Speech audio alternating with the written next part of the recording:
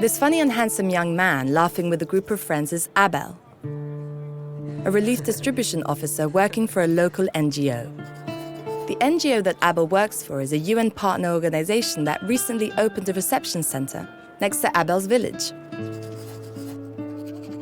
Abel is known as a very caring young man, as he's always trying to give back to others what life has given to him.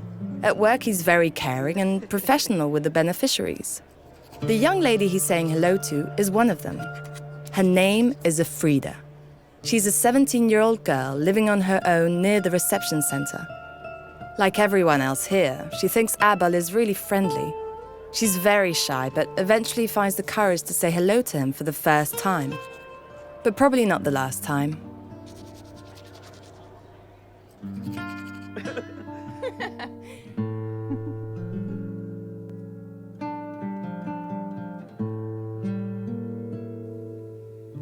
Despite this new friendship with Abel, Afrida feels lonelier every day. She's completely dependent on humanitarian support and she hates her life here.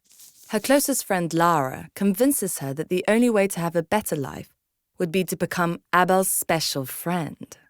As an NGO staff member, he could surely provide her with some extra resources and maybe even help her move to another country where she could start a new life. She could even go back to school and become a famous painter. Even though Afrida doesn't feel comfortable with Lara's suggestion, she doesn't see any other way out. So one day, she decides to meet Abel at his house. She feels very nervous and confused. Abel is surprised to see her here, but decides to invite her in. After chatting for a bit, she finally tells Abel that if he provides her with some extra services and support, she would be willing to sleep with him. Abel doesn't know what to think. He would have never expected his friend to act this way. But Afrida insists. She's a good-looking young girl. Maybe a bit too young. But in Abel's village, girls of her age would be married already. No, maybe he shouldn't. Abel vaguely remembers a training at work on preventing sexual exploitation and abuse. Unfortunately, he has forgotten the details since he did not think the training was important at the time. He believes that the rules probably don't apply to him anyway because he works for a local organization. And Afrida is the one who showed interest in him first, after all. And they both really like each other. Why wouldn't he help her anyway?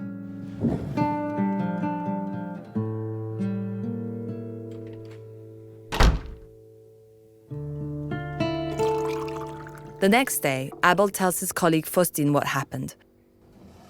Faustin doesn't feel comfortable with the story. He's not sure if Abel has acted inappropriately. It was a consensual encounter, he thinks. In the meantime, Abel and Afrida continue to meet in the evenings at Abel's house. Faustin soon learns that Afrida is only 17 years old. This is against the rules of their organization, which forbids sexual relations with anyone under 18 years old, no matter what the legal age of consent of the country is. Speaking with Lara, he also discovers that Afrida hopes to use this sexual relationship to gain access to more services or even move to another country. Faustin feels that Abel needs to put an end to these encounters. What if the community finds out about the affair? What if Afrida gets pregnant? This won't look good for the organization. Also, will Abel get in trouble? There is too much that could go wrong here.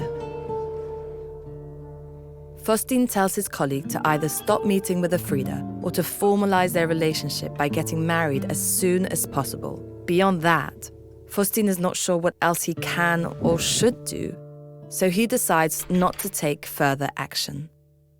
I have already voiced my concerns to Abel. What he does now is up to him.